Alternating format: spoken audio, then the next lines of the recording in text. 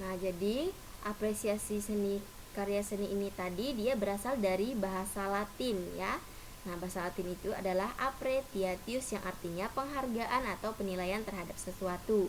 Jadi, seseorang yang melakukan apresiasi terhadap sesuatu atau terhadap misalnya karya seni orang lain, itu kita sebut sebagai apresiator karena dia memberikan apresiasi misalnya dalam bentuk penghargaan, piagam ya, atau pujian, tepuk tangan ya. Jadi seseorang itu disebut sebagai apresiator karena dia mengapresiasi karya seni orang lain ya. Jadi jangan lupa anak-anak, seseorang yang sedang melakukan apresiasi terhadap karya seni orang lain itu kita sebut sebagai apresiator. Jadi anak-anak juga bisa mengapresiasi karya seni orang lain atau teman-teman kalian ya. Nah, apresiasi seni rupa merupakan suatu bentuk pengakuan, penghargaan atau penilaian untuk sebuah karya seni rupa objek yang dapat dinikmati dengan melihat dan merasakannya. Tujuan seseorang melakukan apresiasi seni adalah menjadikan masyarakat tahu apa, mengapa, dan alasan dari karya seni tersebut diciptakan. Kegiatan apresiasi seni rupa adalah untuk mengembangkan nilai estetika dari suatu karya seni itu sendiri. Nah, jadi anak-anak, ini adalah tentang apresiasi karya seni ya.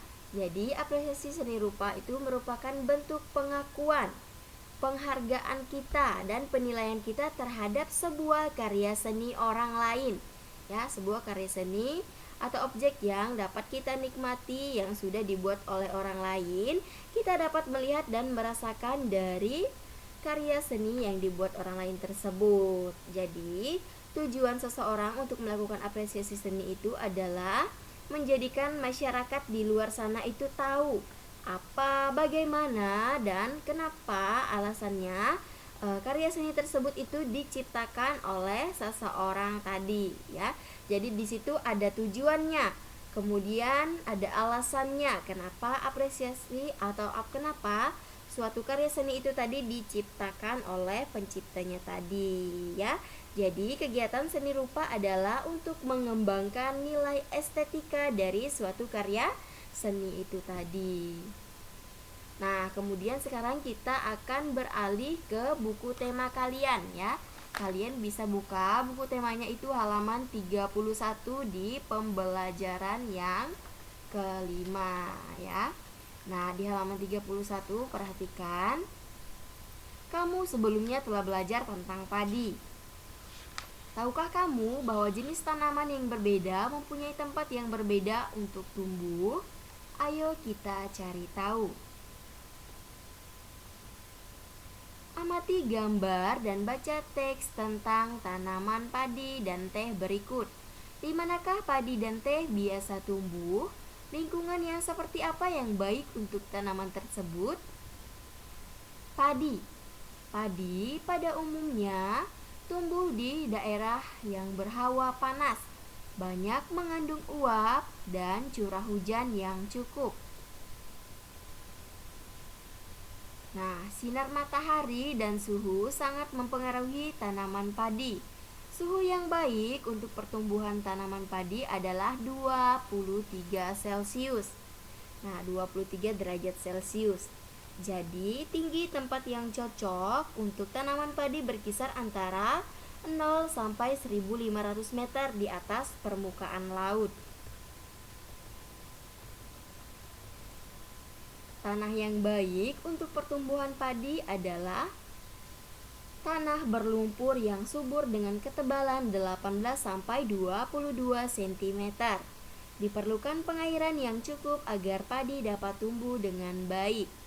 Nah, kemudian selain padi juga ada teh. Jadi anak-anak, teh pada umumnya tumbuh di daerah pegunungan. Suhu yang baik untuk pertumbuhan tanaman teh adalah berkisar 13 derajat Celcius sampai 15 derajat Celcius dengan curah hujan tahunan tidak kurang dari 3000 ya mm. Jadi sinar matahari dan suhu udara sangat mempengaruhi pertumbuhan tanaman teh. Bila suhu mencapai 30 derajat Celcius, maka akan memperlambat pertumbuhan tanaman teh tersebut.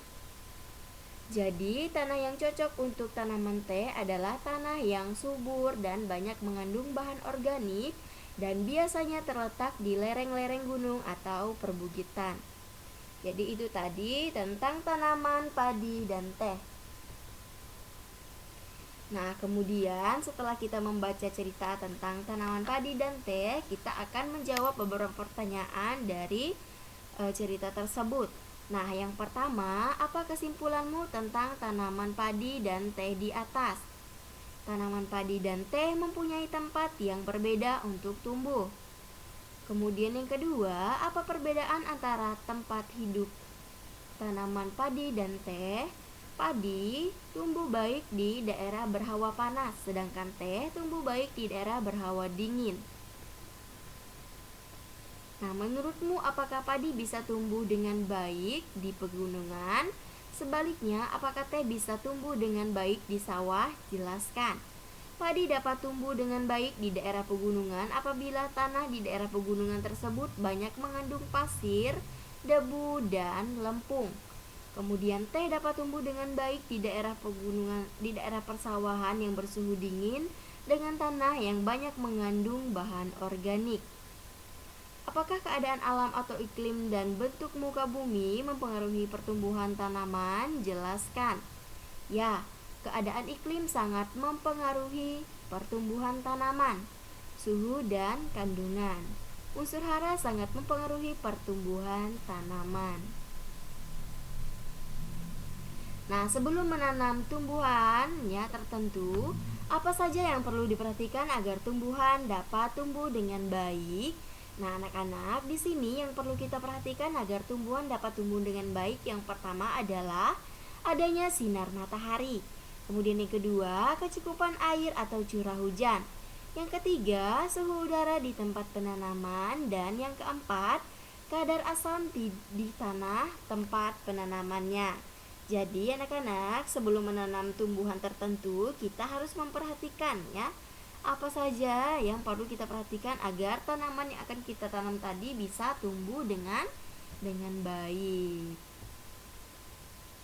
Jadi, kondisi dan karakteristik alam yang berbeda juga mempengaruhi jenis tumbuhan yang hidup di sekitar wilayah tersebut. Ayo kita cari tahu tentang kondisi dan karakteristik alam yang ada di sekitarmu. Iklim, lapisan tanah, dan bentuk dari muka bumi. Jadi anak-anak, tumbuhan apa saja yang cocok di wilayah tersebut?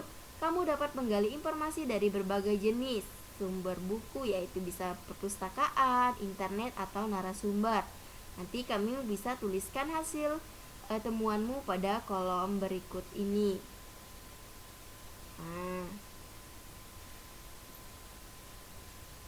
jadi anak-anak, tumbuhan di sekitar kita memberi banyak manfaat bagi manusia.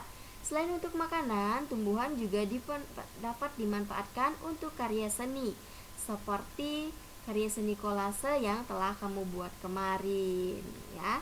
Nah, nanti anak-anak, ibu guru akan memberikan tugas kepada kalian untuk membuat sebuah kolase ya. Nanti ibu guru juga akan memberikan contoh bagaimana membuat kolase dan gambarnya itu seperti apa dan menggunakan bahan apa saja ya.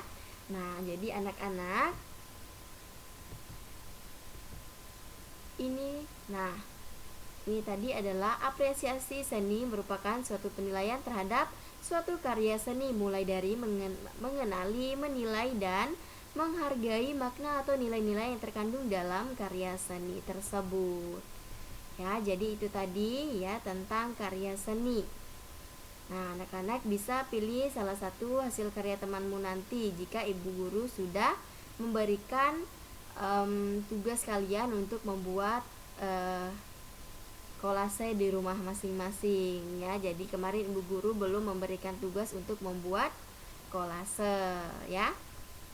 Nanti ibu guru juga akan memberikan kalian tugas untuk membuat sebuah kolase di rumah ya. Nanti kalian juga akan mempunyai tugas untuk membuat kolase dan kalian akan menilai sendiri ya kolase yang dibuat oleh masing-masing teman kalian.